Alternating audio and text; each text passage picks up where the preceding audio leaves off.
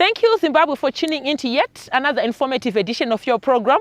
This is Agricultural New Directions, Agribusiness. So this is a platform which is specifically created for our farming community here in Zimbabwe. This is where we converge and discuss pertinent issues that include production and productivity as we pave way towards achieving Vision 2030 as a country. Now, there are issues around in our economy such as food insecurity, unemployment of the youth, import substitution, export growth, and we are saying that farmers should be able to produce so that our economy can take a step further in the right direction so that we become an upper middle class economy by the year of 2030. In this particular episode, we are going to be zeroing in on groundnuts production. You would find that in years prior to this one, farmers might have been seen as disregarding groundnuts production because of the high cost of production, especially when you look at groundnut seed. It was inaccessible. But in this episode, we have invited some experts who are going to be telling us of the nitty-gritties that are incorporated when it comes to groundnuts production. At this point in time, I've taken the liberty of inviting Mr. Dennis Simbe. We are here in Murewa. I'm going to give him a handover to him so that he introduces the variety of this groundnut establishment and the dates that it was established. Mr. Simbe, thank you for joining us today. Thank you, Wadza. Yes, which area of Murewa are we in?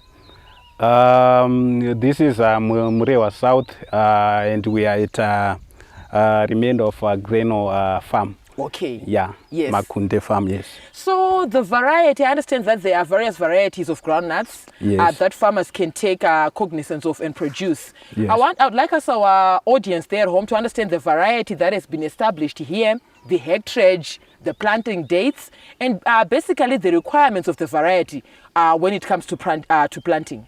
Okay, thank you, Wadza. This particular variety established here is called Njiwa. Okay. This was planted on the 12th of November. And I think, as you can see, the germination was not what we would have wanted. Okay. We had a false start to the season. Very true. So you can see, I think I would put it at around 75%. Okay. Yeah. And coming to the requirements of groundnuts, if you've just asked. Specifically for the Njiwa variety. I understand that you also have other varieties. Yes. But what does the Njiwa variety require when it comes to producing? Okay. First, let's talk of the soil requirements. Okay. Generally, groundnuts, they require well-drained soils. And then preparation has to be done well in advance, in time. And the soil have to be very friable. You have to create a friable seedbed to aid your germination. And generally, groundnuts we can produce it on the flat like we did here. Okay. But you can also plant it on ridges. Oh, okay. Yes, yeah, and ridges they can actually aid in drainage. Okay. Yes, but if you have got well-drained, friable soils like the ones we have here, you can plant your groundnuts on the flat. Okay. Yeah, not in particular Njiwa only, but generally for all groundnuts. Okay, yeah. I understand that you highlighted that this particular field, this crop was established 12th November. Yes. In general, what are the planting dates like for groundnuts? And looking at this season, it's a very unique season. Can farmers still plant groundnuts? Ideally, groundnuts should be established between November and December. Okay. Yes, in the high field, but in the low field, like this season, it has been a false start. It has been very difficult. So in the high field, we urge farmers not to continue planting groundnuts, but in the low field, they can still plant their groundnuts. Okay. And still get some good yields. But also taking into cognizance the issues of irrigation, farmers should probably at this point in time establish their groundnuts where they are able to irrigate. Okay. So that they will be able to uplift the groundnuts from the ground. reckon last season, you know, we had a sudden end Exactly. to the season. And most farmers had difficulties in pulling out their groundnuts, Okay. such that a lot of yield remained in the ground. Soil. Yes. Yes. So at this point in time, make sure you have some irrigation to extend the season and also be able to harvest your crop. Okay, Mr. Dennis, you highlighted that in the low veld, they can still continue planting. Yes. Even given that we are now in January. Yes, yeah, to be you are specific, this is 6th January, we are Yes. recording this episode. But you Yes. said in the high veld, it is not very advisable for Yeah. farmers to start planting. Can you maybe allude to why you were, being specific in that manner? It's because of the heat units. You Okay. find in the low veld they still have the heat units, so the growth rate is kind of accelerated. Yes. Whereas in the high veld, you know, our temperatures are very dropping. soon in February the temperatures will be dropping, and the rate of growth will be compromised. Okay. Yes. Okay. Yeah. Thank you so much. That And was also the other issue, you know, if you plant late, there's the issue of pest and disease, like your aphids.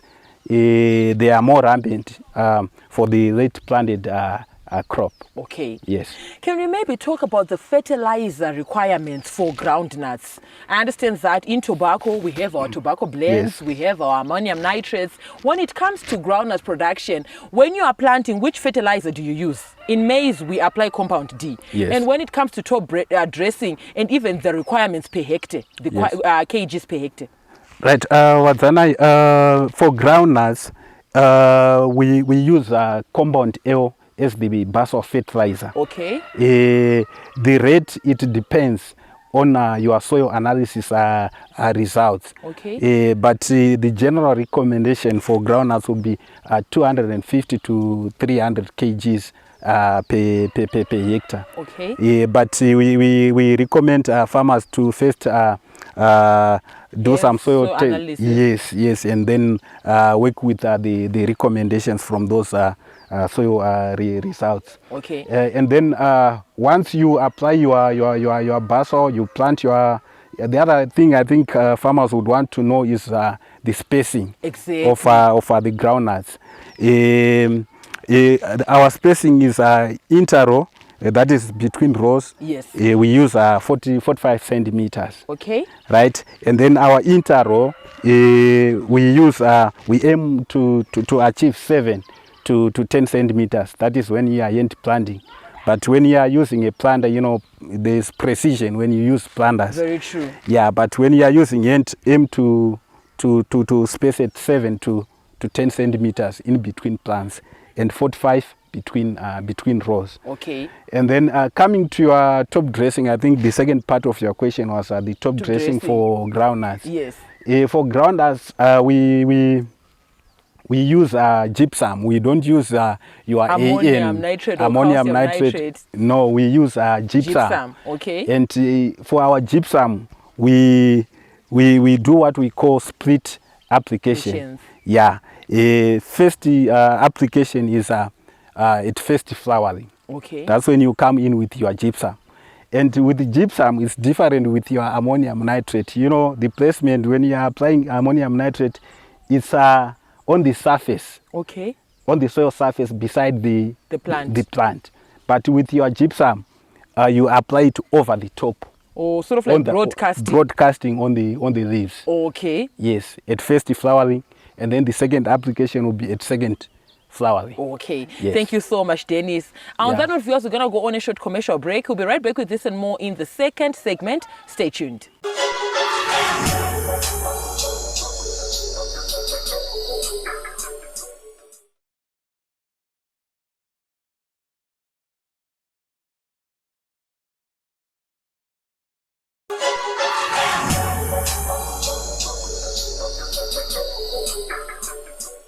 Thank you, Zimbabwe, for staying tuned to Agricultural New Directions, Agribusiness. We are here in the second segment of your program where we are discussing groundnuts production. Now, earlier on, before into the break, Dennis here was telling us that in general, groundnuts can be planted between November and December. However, this season is a very unique one. We had late rains coming in and we are still receiving them in January. He was saying that you can continue to plant in January. That is if you are in the low veld because of the high heat units. But if you are in the high veld, very soon the temperatures are going to be dropping and it won't be advisable. You also need to take cognizance of the fact that you need irrigation as a backup, just in case when it comes to pulling your groundnuts from the ground, they won't remain in the soil.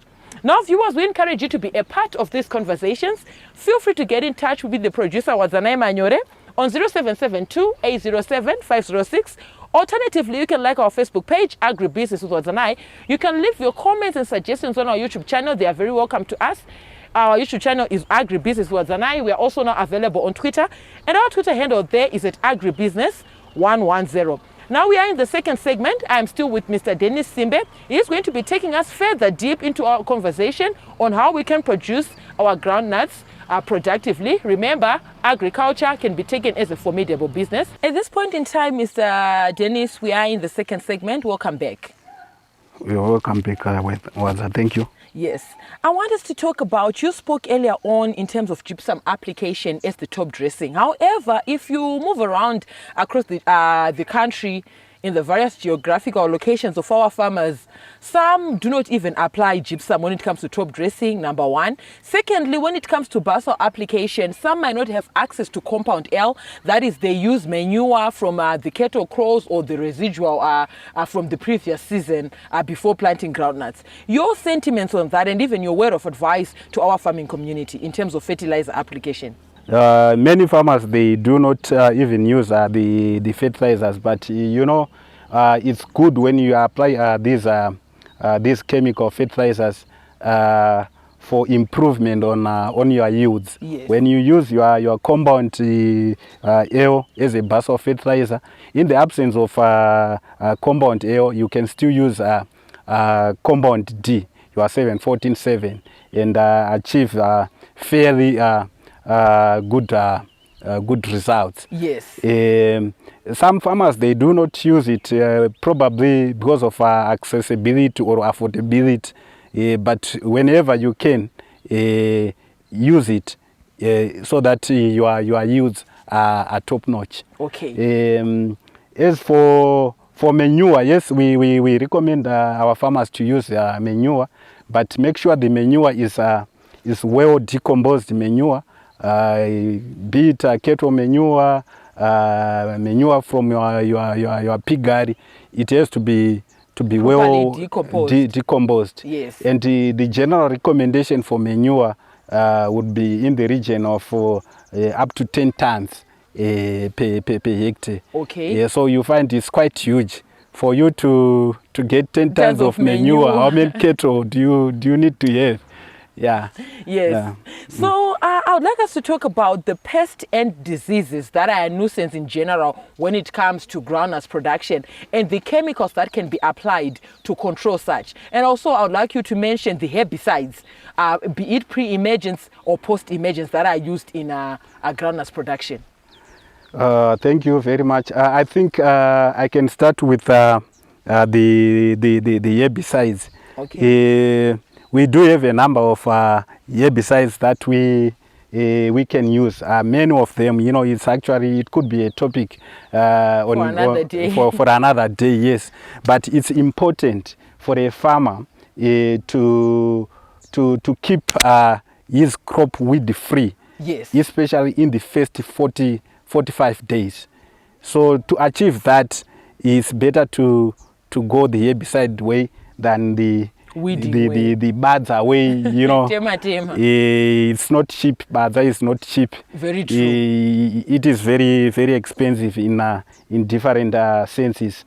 So for pre-emergent herbicide, there is a wide spectrum of herbicides which a farmer can use, from things like your metallochlor, okay, going to post-emergency herbicides like your basagran or bendazone. You can still use all that. And as you can see here, the field is very clean. Yes, There are some wet weeds which are now coming out, which can always be controlled by your bendazone as a post-emergence herbicide. Yes. Okay, but yes. when it comes to the pests and the diseases that can be a nuisance in groundnut production. Yeah, talk of your aphids. Okay. Aphids, especially in hot weather. Okay. They are a nuisance, and you can easily control that by using chemicals like your dimethoate.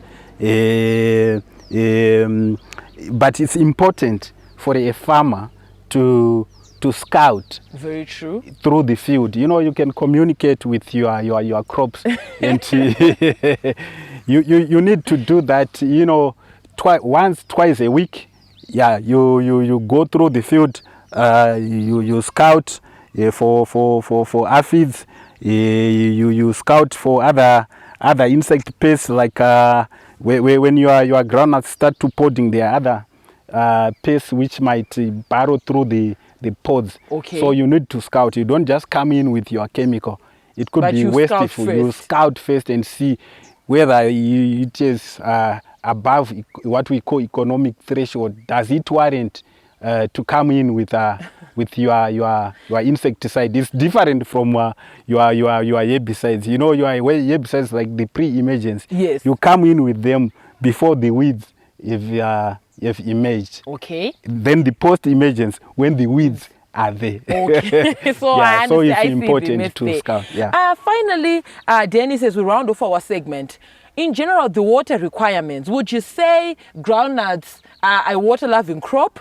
Or you can, have a situation whereby you can rely on rain-fed agriculture, or you also need irrigation as a backup? The water requirements, what are they like?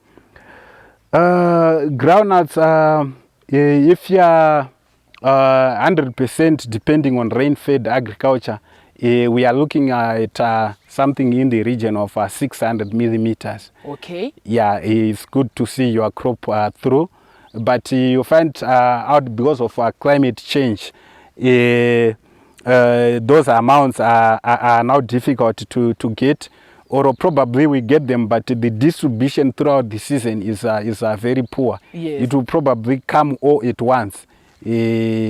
So in that case, as I had said earlier in the first segment, that a backup irrigation system would come in, so that you extend the season. Thank you so much, Mr. Dennis. There you had it, viewers. We are talking of groundnuts production, and in this segment, he covered the water requirements, the chemicals that might be needed when it comes to producing, and he also spoke of the importance of application of gypsum. Because in groundnuts, we use gypsum instead of our top dressing, which is usually our ammonium nitrate. We are going to go on a short commercial break. Stay tuned.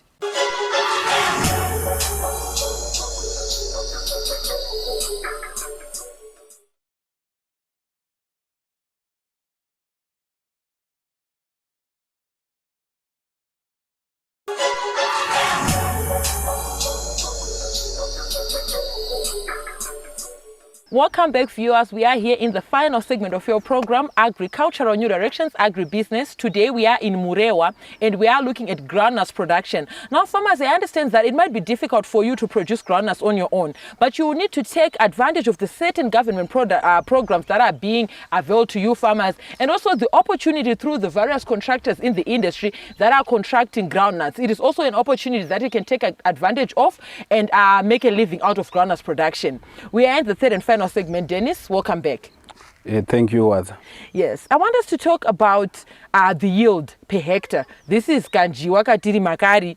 Yield notarisirwa per hectare murimi. When he says, or when she engages you and says, I'm going to be producing groundnuts, what is she looking at per hectare? Thank you, Wadza. Maybe first titange tataura nezve seed rate. Yes. Kuti tizosvike pago rinofanira kuwanikwa nemurimi pa hectare yoga yoga. Okay. Nzungu tinotarisira kuti tidyare 80 kusvika pa 100 kgs per hectare. Per hectare. Okay. nespacing yatataura area in the first segment of 45 centimeters by 7 to 10 centimeters. And actually that should give us something in the region of 350,000 plants per hectare. So when we are talking of a hectare of groundnuts, we are not talking about the size of your ground, the land. Okay. We are talking of the plant population. Very true. It is important to achieve a good plant population per hectare for you to be able to achieve a certain yield. You can actually set your yield at the time of planting. It involves everything from your land prep, your fertilizer application, your weed control. It all determines your yield. So with this particular variety we have here in Chiwa, we are looking at up to 3 tons per hectare. Per hectare. Okay. Yeah, Yes. and 3 tons per hectare. Murimi, you'll be smiling all the way to the bank with groundnuts. I know, because off camera when we were just discussing, you were saying that if it's seed groundnuts, you can go up to even $1,000, over $1,000 US dollars. If it's commercial groundnuts, you can get around $600. $600 to about $900. Yes, so for sure, if it's 3 tons per hectare, you'll be smiling all the way to the bank. Dennis, I want us to talk about. You understand that if you look at our farming community, there are certain factors that are affecting our farmers, especially when it comes to post-harvest maintenance. You would have done everything by the book properly, weed control on point, chemical application, scouting, but when it comes to post-harvest maintenance, he may incur losses due to poor handling or failure to get all his groundnuts from the soil. Your word of advice on when it comes to post-harvest maintenance? Thank you very much. It's a very good question, that one. It actually starts from the field. Okay. How does one tell kuti nzungu dzangu dzaibva? Yes. What are the signs? The signs, the harvesting indices? What can you check to say my groundnuts is now mature, I can now harvest? Okay. There are a number of things that a farmer can look at. One is falling of the leaves. Kana nzungu dzaiva mashizha anotanga kudona kuchisara stem madzinde aya. Then you know kuti nzungu dzako dzaibva dzakukwanisa kuti udzidzure ubvise mumunda. Ukaita premature harvest zvinokwanisa kuzonoita malosses whether kwawazodziisa kushedi kana kuti madzikurumidzira dzisati dzanyatsokusvika. Then tinokwanisa kutarisawo mapods. Tikamenya nzungu dzedu mupod mukati munotanga kuchinja karuwara kakuita brown grayish like. Then you know kuti nzungu dzako dzaibva. Kana dzisati dzaibva munenge muri creamish or whitish. So those are some of the indices that a farmer can check to see whether the groundnut is ready for harvesting. Right. Pa harvesting pacho chaipo, what do? We pull out todzura nzungu dzedu. Yes. But like I said in the other episode, that the ground has to be moist. Yes. Yeah. Hence, we have to adhere to the planting dates. Plant early so that you'll be able to harvest using the late season rains. Okay. Or if you don't have those late season rains, that's where we have the need for irrigation. You can pre-irrigate, and then come the next day, it will be easy to pull out. Yeah, and you don't leave anything in the ground. Okay. Then kana tadzura nzungu dzedu tinofanira kudzisteka upside down. Uku kune kuine mashizha ndokunoenda pasi, nzungu dzedu dziri mudenga. Okay. Yeah, and it will also help even if kukanaya mvura will help kutogeza ivhu riya, nzungu dzedu mvura ichidripa. Tikadziisa dzakatarisa pasi, nzungu dzedu dzinoora, dzinokwanisa kutora unyoro, dzototanga kutomera. Now, viewers, if you look at Groundnuts Production, you would find that it can be a very lucrative venture because we are talking of ensuring food security at household level. You don't have necessarily to sell your groundnuts as grain either to the State Enterprise Grain Marketing Board or to the various contractors in the area. You can go and take a step further and value add your groundnuts into either peanut butter. You can boil them, apply salt and preserve them and sell them when they are off season. All those are means of making money and being able to ensure that as a household you are making a living out of your farming ventures. You would also see that if you look at the producer price that was gazetted recently, late 2021, you'd see that groundnuts is at the top of the most paying grains here in Zimbabwe. So I just encourage our farmers here in Zimbabwe to take part in groundnuts production, because at the moment we also now have various contractors participating and encouraging, coming in with the finance, the capital injections to ensure that groundnut production is lucrative. From me, Wadzanai Manyore. I'm also on Instagram, it's a W Manyore, and Mukoma Dani Daniel Mranganwa. Have yourselves a fabulous evening. Thank you for watching.